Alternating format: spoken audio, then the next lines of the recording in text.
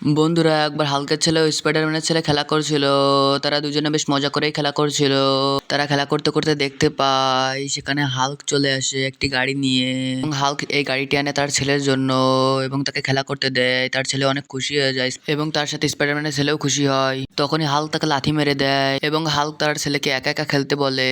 তখন স্পাইডারম্যানের ছেলে উঠে দাঁড়ায় এবং সে কাঁদতে কাঁদতে চলে যায় তার বাবার কাছে এবং সে যখন তার বাবার কাছে এসে পুরো ঘটনা খুলে বলে এবং বলে হাল্ক তাকে লাথি মেরেছে, তখনই তার বাবা তাকে একটি নতুন গাড়ি কিনে দেয় এবং স্পাইডারম্যানের ছেলে গাড়ি পেয়ে অনেক খুশি হয় এবং সে চালাতে চালাতে হাল্কের ছেলের সামনে দিয়ে সেই গাড়ি নিয়ে চলে যায়।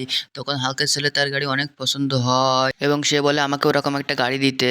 তখন তার গাড়ি ভেঙে ফেলে দেয়। সে যখন অনেক জিদ ধরে এবং চলে যায় স্পাইডারম্যানের ছেলের সাথে খেলতে, তখনই হাল্ক তা সে সহ্য করতে পারে না এবং হাল্ক চলে যায় স্পাইডারম্যানের ছেলের কাছে এবং তাকে একটি লাথি মেরে দিয়ে তার গাড়ি কেড়ে নেয়। তখন সে কাঁদতে থাকে এবং হাল্ক তার ছেলেকে গাড়ি দিয়ে দেয়। স্পাইডারম্যানের ছেলে কাঁদতে থাকে, তখন সেখানে স্পাইডারম্যানের আগমন হয় এবং যে যখন দেখে আমার ছেলে কাঁদছে তখন হাল্ককে মারতে থাকে।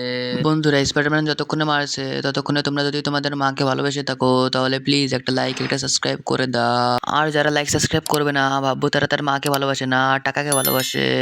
এবং অবশেষে অনেকক্ষণ মারামারির পরে হাল্ক স্পাইডারম্যানের কাছে হেরে যায়। তখন স্পাইডারম্যান হাল্কের ছেলেকেও মারে এবং স্পাইডারম্যানের ছেলেকে তার গাড়ি দিয়ে দেয় এবং সে আবার খেলতে থাকে। তোমরা লাইক সাবস্ক্রাইব করো।